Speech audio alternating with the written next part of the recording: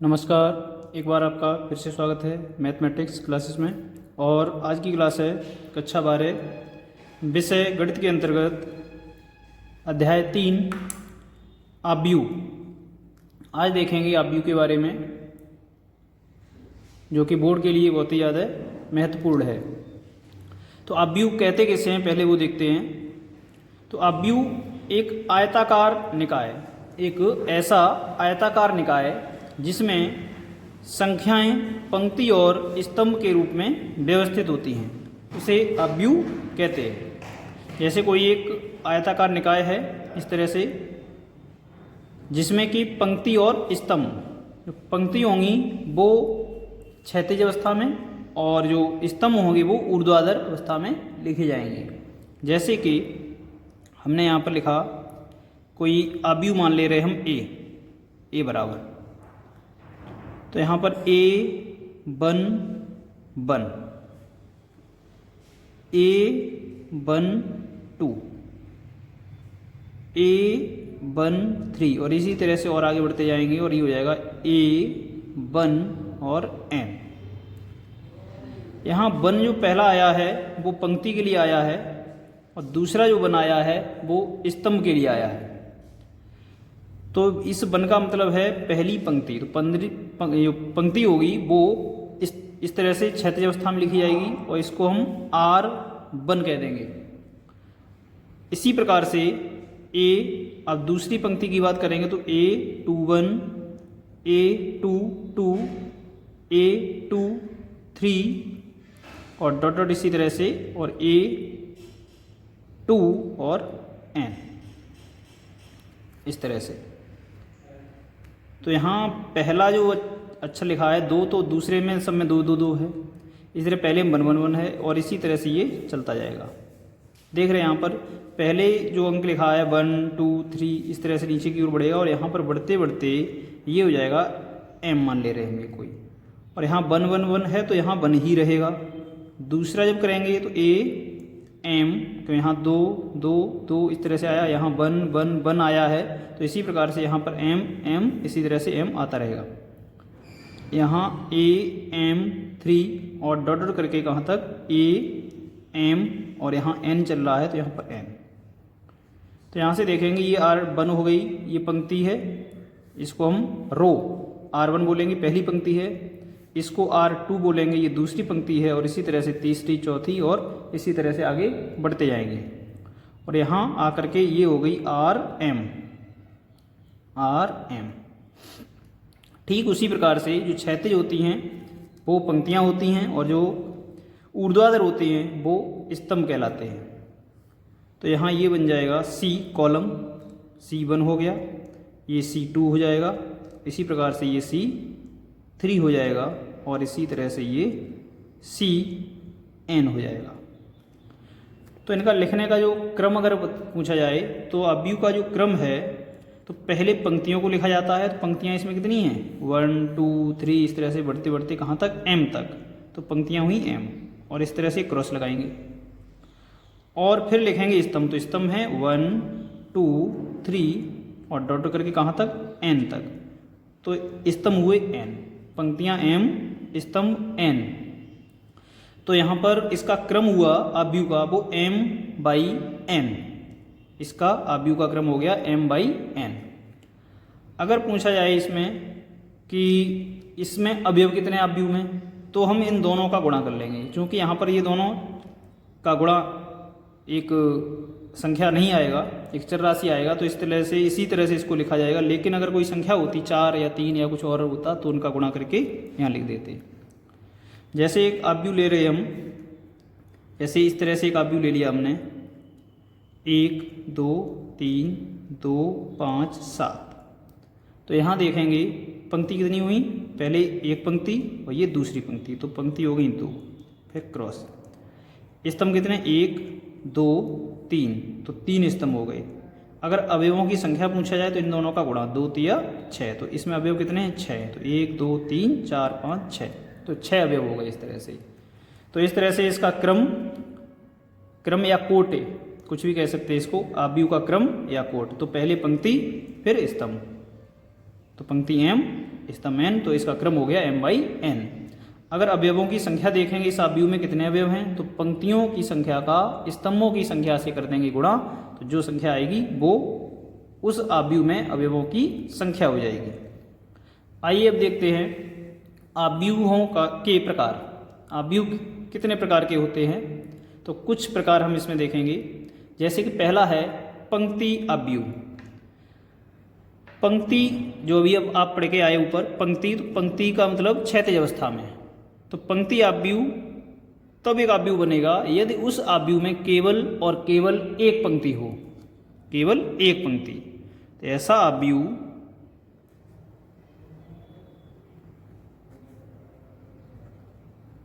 जिसमें केवल एक पंक्ति हो, केवल एक पंक्ति हो, और स्तंभों की संख्या चाहे कितनी भी हो, उसे पंक्ति आव्यूह कहते हैं।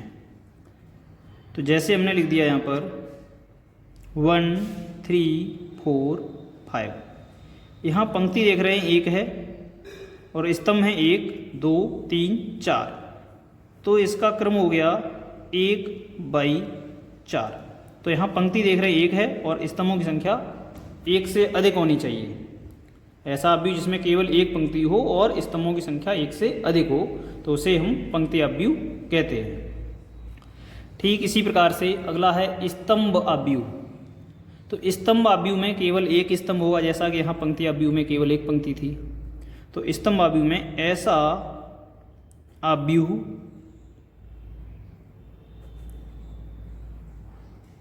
जिसमें केवल एक स्तंभ हो तथा पंक्तियों की संख्या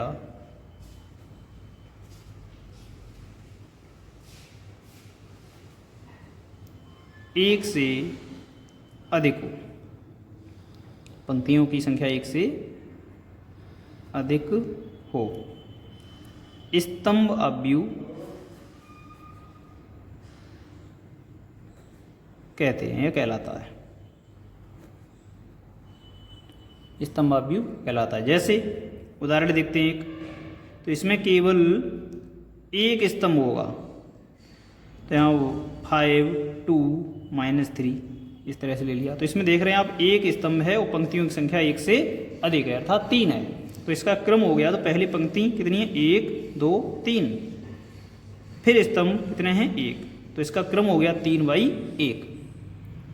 तो इस एक जनरल भाषा में हम इसको कह सकते हैं, इसका क्रम कैसा होना चाहिए, स्तंभ यानी पंक्ति पहले है तो m/1, पंक्ति को हम m से डिनोट करके आए ऊपर, तो m/1 का क्रम होना चाहिए इसका। m की जगह कुछ भी संख्या हो सकती है जो कि 1 से अधिक होगी। और इसी तरह से यहाँ पर 1/n, ये क्रम इसका होना चाहिए इस पंक्ति आव्यूह का। अब देखते हैं आगे शून्य आव्यूह।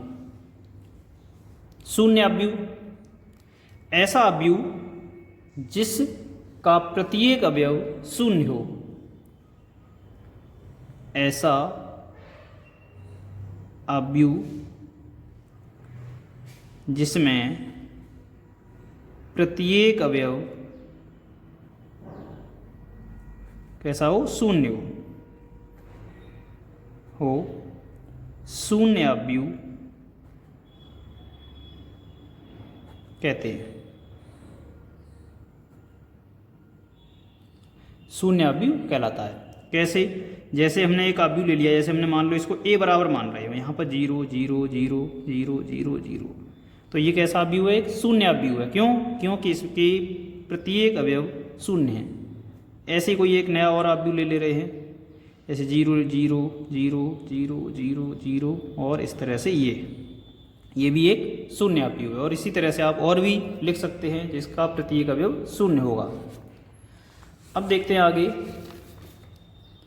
अगली परिभाषा की ओर, वर्ग आव्यूह। तो जैसा कि आप जानते हैं वर्ग एक ऐसा चतुर्भुज होता है जिसकी प्रत्येक भुजा बराबर होती है, हर साइड बराबर। तो यहाँ पर साइड नहीं होगी, यहाँ पर पंक्ति और स्तंभ हैं। तो यहाँ हम कह सकते हैं इसकी परिभाषा के अनुसार, ऐसा अवयव जिसमें पंक्ति और स्तंभों की संख्या समान हो, ऐसा अवयव जिसमें पंक्ति तथा स्तंभों की संख्या समान हो, वर्गाव्यू कहलाता है। वर्गाव्यू कहलाता है। उदाहरण देखते हैं, जैसे a बराबर 1 1 2 3। तो यहाँ देख रहे हैं पंक्ति 1 2 हैं और स्तंभ 1 2 हैं। तो 2 पंक्तियाँ 2 स्तंभ, अर्थात इसमें जो पंक्ति हम m मानते हैं और स्तंभ n मानते हैं, तो उनकी संख्या कैसी होनी चाहिए? बराबर। तो m बराबर n होना चाहिए यहाँ पर। ठीक उसी प्रकार से अगर हमने लिख दिया यहाँ पर b बराबर केवल 1 लिख दिया, तो इसमें पंक्ति भी 1 है और स्तंभ भी 1 है, तो इसका क्रम 1/1 हो गया। इसी प्रकार से एक और देखते हैं कोई, इस लिख दिया 0 ऐसे करके, तो ये भी एक वर्गाव्यू होगा। क्यों? क्योंकि इसमें पंक्ति भी 3 है और स्तंभ भी 3 है। तो एक पहले पंक्तियाँ क्षैतिज चलेंगे, पहले 3 1 2 3, तो पंक्तियाँ भी 3 और स्तंभ भी 3 हैं, तो ये वर्गाव्यू है।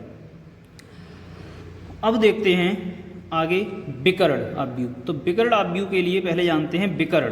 तो जैसे ये वर्गाव्यू है, तो वर्गाव्यू में विकर्ण कौन सा होगा? एक तो ये विकर्ण होगा इस तरह से, और एक ये विकर्ण होगा। तो यहाँ अव्यू में हम जो विकर्ण की बात करेंगे वो अग्र विकर्ण की बात करेंगे, इस तरह से, ये वाला, इसकी बात नहीं करेंगे, अग्र विकर्ण की बात करेंगे। और देखते हैं आगे अगला विकर्ण अव्यू। तो यहाँ ऐसा वर्ग अव्यू, वर्गाव्यू विकर्ण अव्यू जो होगा वो एक वर्गाव्यू होगा। ऐसा वर्गाव्यू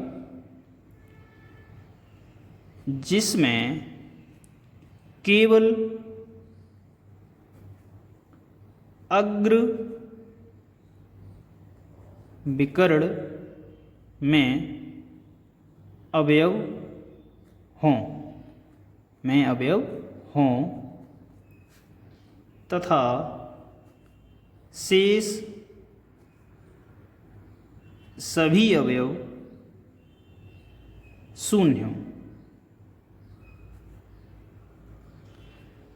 ऐसा वर्गाव्यू जिसमें केवल अग्र विकर्ण में तो अवयव हों, लेकिन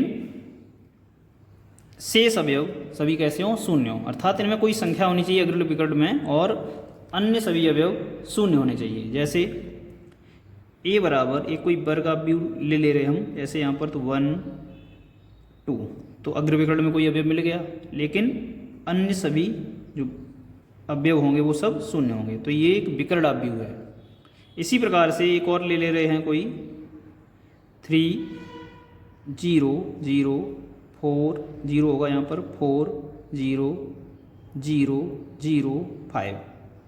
तो यहाँ देख रहे हैं अग्र विकर्ण में अवयव हैं, लेकिन नीचे और ऊपर जितने भी अवयव हैं वो सब शून्य हैं। और भी इसी प्रकार से आप बना सकते हैं, लेकिन ये विकर्ण अव्यू जो होगा वो एक वर्गाव्यू होगा। आगे देखते हैं अदेशाव्यू। तो ये भी विकर्ण अव्यू की ही तरह है, लेकिन कुछ थोड़ा अंतर आएगा इसमें। ऐसा वर्ग अव्यू जिसमें, या यहाँ पर ऐसा कह सकते हो, ऐसा विकर्ण अव्यू, ऐसा विकर्ण अव्यू जिसमें या जिसके विकर्ण के सभी अवयव समान हों। ऐसा विकर्ण अव्यू जिसके विकर्ण के सभी अवयव समान हों अदिशाव्यू कहलाता है। सभी अवयव कैसे होने, समान होने चाहिए। जैसे a बराबर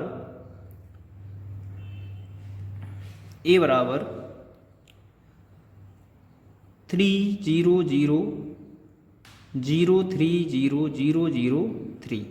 तो यहाँ देख रहे हैं ये विकर्णाव्यूह है और विकर्ण, इसका जो विकर्ण है उसमें सभी अवयव समान हैं। इसी प्रकार से b बराबर 4 0 0 0 4 0 0 0 4। तो यहाँ देख रहे हैं अग्र विकर्ण में केवल 4 है, अन्य सभी अवयव 0 हैं, तो इसलिए ये अदिशाव्यूह है। अगला देखते हैं इकाई अव्यूह। ये भी इसी से जुड़ा हुआ है, लेकिन इकाई जानते हैं आप, इकाई जो होती है वो एक की होती है, एक को हम इकाई बोलते हैं। तो इसकी परिभाषा ये बन जाएगी, ऐसा विकर्णाव्यूह जिसके विकर्ण का प्रत्येक अवयव एक हो। ऐसा विकर्ण आव्यूह जिसके विकर्ण का प्रत्येक अवयव एक हो। इकाई आव्यूह कहलाता है। इकाई आव्यूह कहलाता है। जैसे a बराबर 1 0 0 0 1 0 0 0 1। तो ये क्या है, एक इकाई आव्यूह है। इसको हम अदिश आव्यूह भी कह सकते हैं। क्यों? अदिश आव्यूह की परिभाषा के अनुसार विकर्ण आव्यूह के विकर्ण में केवल एक समान संख्या होनी चाहिए, समान संख्या चाहे कुछ भी हो। तो यहाँ पर 1 1 है, तो ये एक अदिश आव्यूह है भी है और एक इकाई आव्यूह भी है। तो ये हो जाएगा, इसका कोई अन्य उदाहरण नहीं होगा, ये इकलौता अकेला यही इसका इकाई आव्यूह का एक उदाहरण होगा। अब आगे देखते हैं समान आव्यूह। समान आव्यूह कब होंगे? तो ऐसे दो आव्यूह जिनके संगत अवयव समान हों, अर्थात ऐसे दो आव्यूह जिसके संगत अवयव समान, समान आव्यूह कहलाते हैं। कैसे? जैसे हमने मान लिया कि a बराबर है 1 2 5, यहाँ है 3 2 1, और b बराबर दे रहा है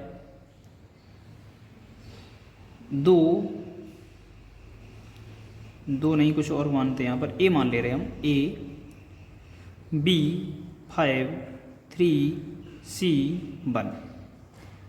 ये आव्यूह दोनों कैसे हैं? समान हैं, तो इनका क्रम भी समान होना चाहिए। ऐसे भी ध्यान रखें इसका, समान आव्यूह जब तभी होंगे जब उनका क्रम भी समान हो, तो संगत अवयव भी तभी समान हो पाएंगे।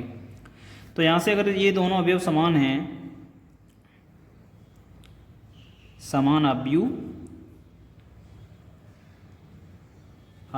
हैं, तो यहाँ a और b के मान देख लें। यहाँ पर a का 1 किसके बराबर होगा? a के बराबर होगा, तो a का मान 1, b का मान 2 हो जाएगा, 5 के बराबर है, 3 के बराबर है, 2 का मान c, मतलब c का मान 2 हो जाएगा। 2 बराबर जो है वो c के है और 1 बराबर 1 के है।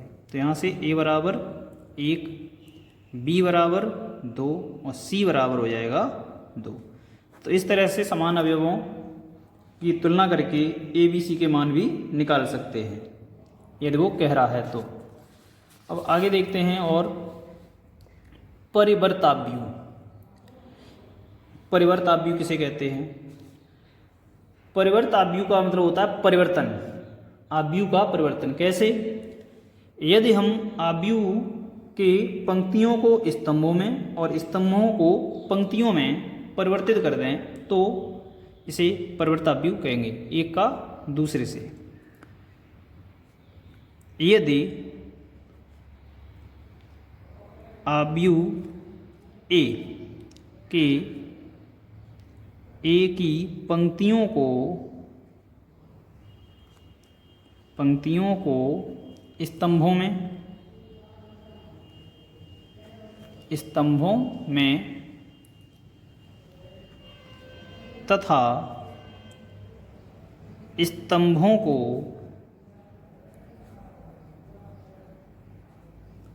पंक्तियों में परिवर्तित किया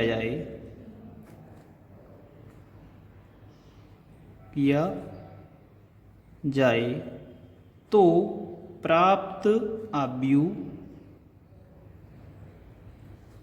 अवयव को ए का परिवर्त अवयव कहते हैं। इसे ए डैश से प्रदर्शित करते हैं।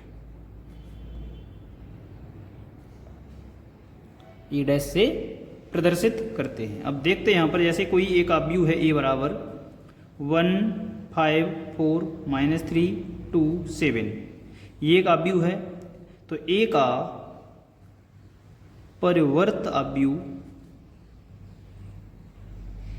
ए का परिवर्त अवयव ए डैश बराबर क्या होगा, जो पंक्ति है उसको स्तंभ, पहली पंक्ति को पहला स्तंभ बनाना है। तो यहाँ पर पहली पंक्ति थी 1 5 4, तो यहाँ स्तंभ में आ जाएगा 1 5 4। ऐसे ही दूसरी पंक्ति को दूसरा स्तंभ बना देंगे तो -3 2 7, तो ये हो गया। तो इसका क्रम भी बदल जाता है। यहाँ देखेंगे इसका क्रम कितना है, 2/3, 2 पंक्तियाँ हैं 3 स्तंभ हैं, और जब इसका परिवर्तन होगा तो क्रम हो जाएगा 3/2। कैसे, पंक्ति 1 2 3, स्तंभ 1 2, तो इसका क्रम हो गया 3/2। तो इस तरह से पहली पंक्ति को पहला स्तंभ, दूसरी पंक्ति को दूसरा स्तंभ, और अगर है तीसरी पंक्ति तो उसको तीसरा स्तंभ बना करके परिवर्तित कर देते हैं। अब देखते हैं क्वेश्चन की परिभाषा। सममित अवयव, साइमेट्रिक मैट्रिक्स। तो सममित अवयव उसे कहते हैं यदि किसी अवयव का परिवर्त अवयव वही रहता है तो उसे हम सममित अवयव कहेंगे। देखते हैं, ऐसा अवयव जिसका परिवर्त अवयव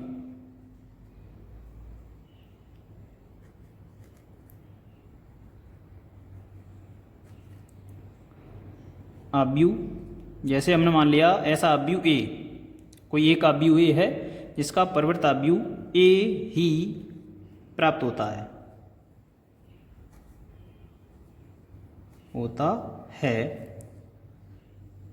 तो अवयव ए को सममित अवयव कहते हैं। ठीक है, अगर कोई अवयव ए है उसका परिवर्त अवयव निकाल रहे हैं तो उसमें कोई परिवर्तन नहीं होता है जैसा पहले था, और परिवर्त अवयव निकालने के बाद वही अवयव बना रहा तो उसे हम सममित अवयव कहेंगे। तो यहाँ लिखेंगे, जैसे कोई एक अवयव मान लिया हमने ए बराबर तो 1 2 3, यहाँ 5 7, यहाँ पर ये है। जैसे एक अवयव है 1 5 7 5 2 6 7 6 3, तो इसका अगर हम परिवर्त अवयव निकालें ए डैश बराबर, तो यहाँ से पंक्ति को स्तंभ बनाएंगे तो 1 5 7 1 5 7, दूसरी पंक्ति 5 2 6, दूसरी पंक्ति को दूसरा स्तंभ बनाएंगे, तीसरी पंक्ति है 7 6 3। तो यहाँ से देखेंगे जो ये अवयव ए है वही ए डैश निकला है। हर अवयव समान है, जो भी संगत अवयव हैं तो एक दूसरे के वो सब समान हैं। तो यहाँ लिख देंगे यहाँ ए डैश बराबर ए। तो यहाँ ए डैश का मान जो है वो ए के ही बराबर है, इसलिए ये ए जो आव्यूह है वो एक सममित आव्यूह है। नेक्स्ट देखते हैं विषम सममित आव्यूह। तो अगर यदि, अब यहाँ शॉर्ट में हम इसकी परिभाषा लिख रहे हैं, यदि आव्यूह ए में ए डैश बराबर माइनस ए डैश बराबर क्या आता है, माइनस का ए, तो ए डैश निकालेंगे नहीं, परिवर्त आव्यूह निकालें तो वो माइनस ए आता है, तो आव्यूह ए एक विषम सममित आव्यूह है। तो आव्यूह ये क्या है, एक विषम सममित आव्यूह है। एक उदाहरण देख लेते हैं यहाँ पर, जैसे ए बराबर 5 4 9 3 8 7, जैसे ये लिख गया है। अभी और बढ़ा रहे हैं इसमें अवयव 4 9 8। अब देखते हैं यहाँ पर कुछ बदलाव करके, जैसे यहाँ हमने माइनस लगा दिया, यहाँ माइनस, यहाँ माइनस, और यहाँ माइनस, यहाँ माइनस, और यहाँ माइनस। चलिए इसको बदल के थोड़ा करते हैं। इसको हम 0 मान ले रहे हैं यहाँ पर, और यहाँ पर भी 0। तो 0 माइनस 4 माइनस 9, 4 0 माइनस 8, 9 8 0। तो यहाँ से इसका ए डैश निकालेंगे तो देखेंगे 0 माइनस 4 माइनस 9, जो पहली पंक्ति है वो पहला स्तंभ बन जाएगा, और यहाँ पर दूसरी पंक्ति को दूसरा स्तंभ बनाएंगे तो 4 0 माइनस 8, तो दूसरी पंक्ति थी वो दूसरे स्तंभ पर आ जाएगी। ऐसे तीसरी पंक्ति तीसरे स्तंभ पर 9 8 0। अगर यहाँ से हम माइनस को कॉमन ले लें, माइनस को हम बाहर निकाल रहे हैं, तो चिन्ह सबके बदलने पड़ेंगे यहाँ पर। तो 0 माइनस 4 माइनस 9, माइनस से प्लस हो जाएगा 4 0 माइनस 8, ऐसे ही 9 8 और 0। ये देख रहे हैं ये पूरा अब ए का मान आ चुका है, तो इसकी जगह पर हम ए डैश बराबर क्या लिख देंगे, माइनस, और यहाँ पर ये पूरा ए बन गया, यहाँ पर ए डैश बराबर माइनस ए। तो ये एक विषम सममित आव्यूह है। अब हम आपको बताते हैं इसको बनाने का तरीका, सममित आव्यूह कैसे बनाएं। तो सममित का सबसे अच्छा तरीका ये है, अगर कोई आव्यूह ए पहले लिखो तो ए को कैसे लिखना है, पहले 1 5 कुछ भी लिख लेते हैं हम, और जैसे इस तरह से बनाना है। नीचे वाले अवयव नहीं लिखने हैं, तो पहले अग्र विकर्ण जो भी इच्छा हो आपकी वो लिख लें, और यहाँ पर कोई अवयव डाल दें अपनी तरफ से, कोई जो इच्छा हो इतना। ये 3 अवयव छोड़ने हैं, इनके अलावा उधर वाला कोई भी कुछ भी लिख सकते हो, ये वाला पोर्शन। अब करना क्या है, ये दोनों जो होंगे अवयव वो ये वाले अवयव दोनों लिखते हैं 5 6, और यहाँ बचा जो ये वाला 9 वो यहाँ आ जाएगा 9। अगर इसका अब डैश निकालेंगे आप तो यहाँ आएगा 1 5 6, जो पहली पंक्ति को पहला स्तंभ, ऐसे ही दूसरी पंक्ति को दूसरा स्तंभ बना दें, ऐसे ही तीसरी पंक्ति को तीसरा स्तंभ बना दें, तो देख लेंगे ये पूरा क्या है, ए रखा हुआ है। इसी तरह से करना है, लेकिन विषम आव्यूह में, सममित आव्यूह में क्या करेंगे, यहाँ पर इसको ए बराबर कैसे करके माने, इसको इस तरह से माने कि अग्र विकर्ण जो है उसको 0 मान के चलें। यहाँ पे 5, यहाँ 2, यहाँ 3, कुछ भी माने यहाँ पे ये वाले, ये लेकिन ये अग्र विकर्ण में 0 ही माने। यहाँ 5 और 2 लिखा है, इसको 5 यहाँ पे 2, और ये 3 जो है वो यहाँ पर, और इनमें किसी एक में ऊपर वाले माइनस लगा दो। अगर इसका ए डैश निकालेंगे यहाँ पर तो क्या निकलेगा, 0 माइनस 5 माइनस 2, और 5 0 माइनस 3, दूसरी पंक्ति दूसरा स्तंभ, ऐसे ही 2 3 0। यहाँ से माइनस कॉमन लेंगे तो ये पूरा ए बन के आ जाएगा, और ये हो जाएगा फिर माइनस का ए। तो इस तरह से आप इनकी परिभाषाओं को देखें पहले, उसके बाद हम अगले वीडियो में कुछ सवालों के आधार पर, यानी कि आव्यूहों का योग, अंतर तथा गुणनफल ये लेकर के आएंगे। तब तक के लिए धन्यवाद।